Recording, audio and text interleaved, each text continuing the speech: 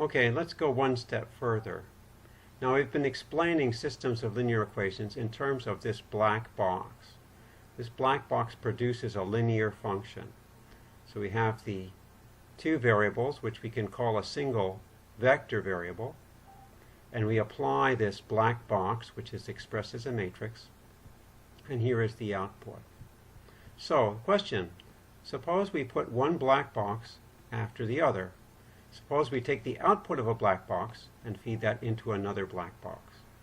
This is called composition of functions. It means I'm doing one function first and then the other one. So what's going to happen? What's the result? Well, we can do the computation step by step.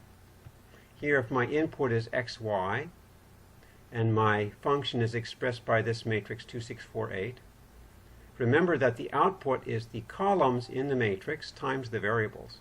So it's 2, 4 times x plus 6, 8 times y. But now suppose I take this output and feed it into this one here. Right? Then what happens? Then still the output's going to be a linear combination of the columns of this matrix, but this time the coefficients in the combination are here. Not x and y, but 2x plus 6y, 4x plus 8y. Okay, so the first column here is multiplied by 2x plus 6y. The second column, 2, 1, is multiplied by 4x plus 8y. And here we get a result. And notice that this result here could be written like this, can be expressed as the product of a single matrix times xy. I can consider this as 10, 4 times x plus 22 to 8 times y. So I express it by this matrix 10, 4, 22, 8. So this is what we call matrix multiplication. Okay. All right. So in the picture, 2, 6, 4, 8 comes first, and 1, 2, 0, 1 comes second. However, when we do the matrix multiplication, we put the 2, 6, 4, 8 second, and the 1, 2, 0, 1 first, and we'll see why we do that in a moment. So let me re-emphasize that point. Here, look at this matrix. 2, 6, 4, 8 is on the left. Here it's on the right. Here 1, 2, 0, 1 is on the right. Here it's on the left. So when you write it as a product of matrices, you reverse the order. Okay? And there is a very good reason for that, and you'll see. Well, we're going to see right away. Suppose I have one function from u to v and another function from v to w. All right, that means f takes values in u to the set v, and g takes values in the set v to w. Now, if I take g composed f, in other words, I take f first and then g, that's the same as g composed f. I take f of x, and then I take g of that, so we call that g composed f of x. Right? We can also write it this way. Now notice that here the f came first and the g came second. But here when I write it this way, I write g of f of x. F is first, g is second, because the f is inside the parentheses. So you've seen this before, that when you compose functions, you do write them in reverse order. The initial function is on the right, the subsequent function is on the left. Okay, so let's go down and look at the next section. Okay, so you can see that we've seen that linear functions and matrices have a close connection. So let's explore that connection. Matrices get involved in linear algebra when notational choices are made. All right, so what does that mean? Let's look at this example. All right, here we have an equation, d dx plus 2 times f is equal to x plus 1. I said d dx plus 2 times f. Really, we should think of this as a linear function operating on f. Because, of course, you don't multiply d dx times f, you take d dx of f. So this is a linear function operating on the set of functions. All right? Now, let's restrict our functions to the set of quadratic polynomials. That means that I can write my function as ax squared plus bx plus c. All right? So I can represent ax squared plus bx plus c as a column vector abc. All right, so that's just an easier way. I don't need to write the x squared and the x, but it contains the same information. All right? And I'm saying B here because this is a particular choice. I could choose something different, and we'll see later if we choose something different we get a different result. All right, now what happens when I apply d dx plus 2 to this quadratic function which I'm representing as ABC? All right, now ABC is just a representation for ax squared plus bx plus c. I'm just going to replace that back in. Now we go ahead and take the derivative, and we use the linearity rules. Here we can take the derivative operating on ax squared, and the derivative we can take first the derivative operating on ax squared plus bx plus c, and then take 2 times ax squared plus bx plus c. So this is the derivative of ax squared plus bx plus c, 2ax plus b, and here is 2 times ax squared plus bx plus c. Now we group the terms together to have like coefficients of x, and this is what we get.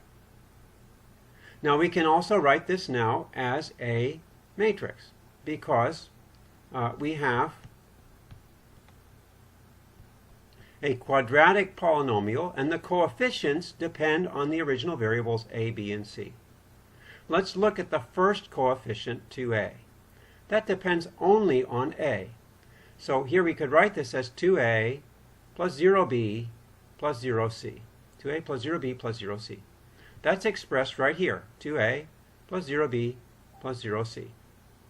Now, recall that we are putting in this vector, the first number is the coefficient of ax squared. This ABC represents ax squared plus bx plus c. So 2ax squared, the 2a should be the first coefficient of my column vector representation of this polynomial. And that's what we have here. If I multiply this matrix times this vector, I get 2a. Let's look at the second vector component. This is 2a plus 2b right here, 2a plus 2b.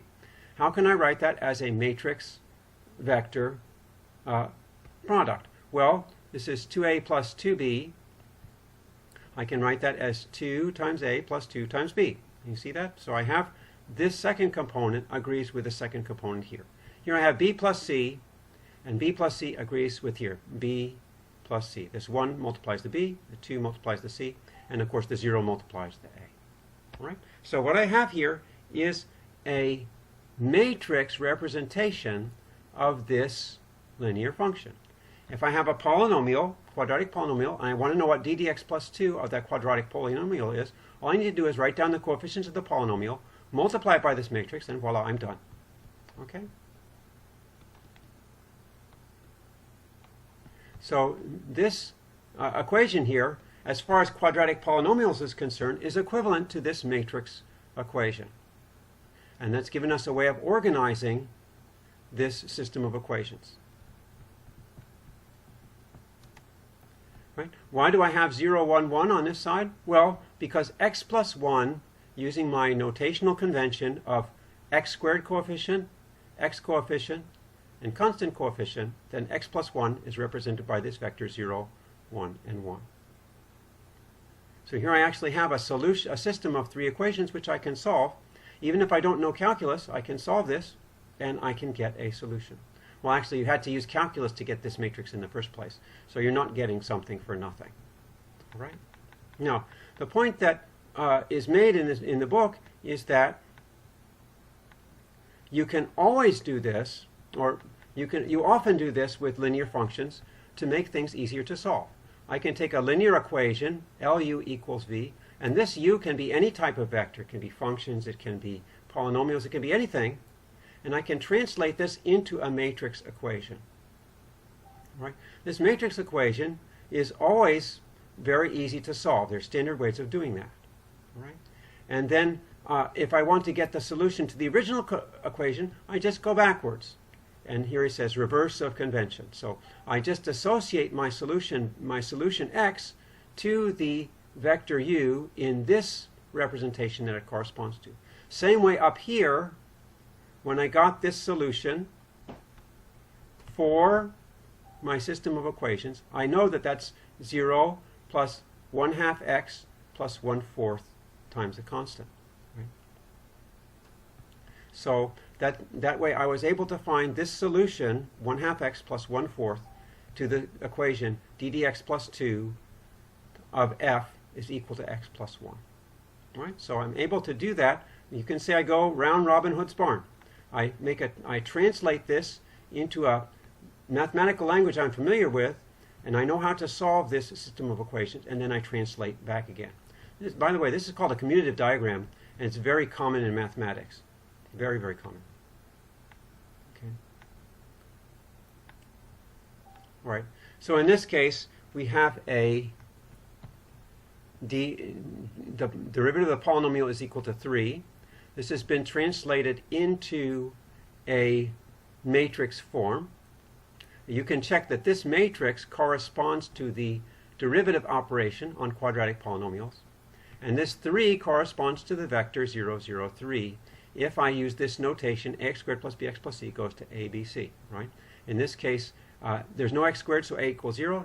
No x, so b equals 0. And there's a constant coefficient 3, so c equals 3. So that's where I get the 0, 0, 3. I solve this equation using my matrix vector solution methods. And then I know that the solution 0, 3, 0 goes back to 3x, because that's how I associate polynomials to vectors. Okay? Simple example. In this case, it's not quite necessary, but you see how it works in general. All right, now, one thing important to notice is that this is not the only way to associate a matrix with the linear function. Okay?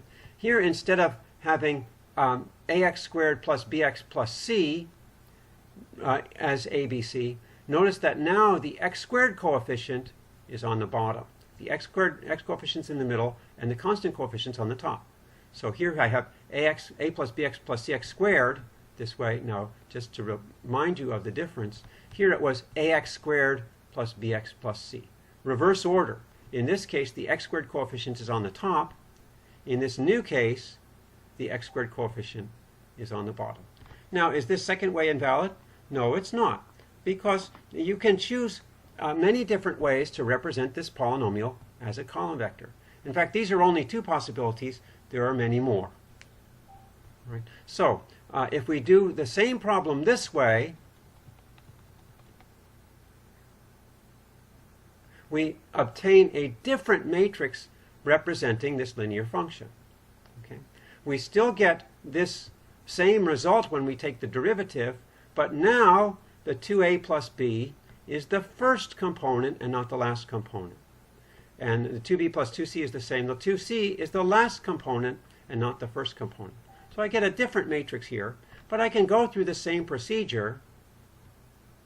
If I go through the same procedure and solve, you will end up with the very same answer when you translate it back into polynomials. It's kind of like translating French into English and then back again, or you could translate French into Russian and then back again. If your translation is good, if your translation is perfect, you'll translate back perfectly. But the intermediate stage is different. So in this case, you have different intermediate calculations, but the final result is the same. So that's comforting. It doesn't really matter how you change the linear function into a matrix as long as you're consistent. Okay, that's it.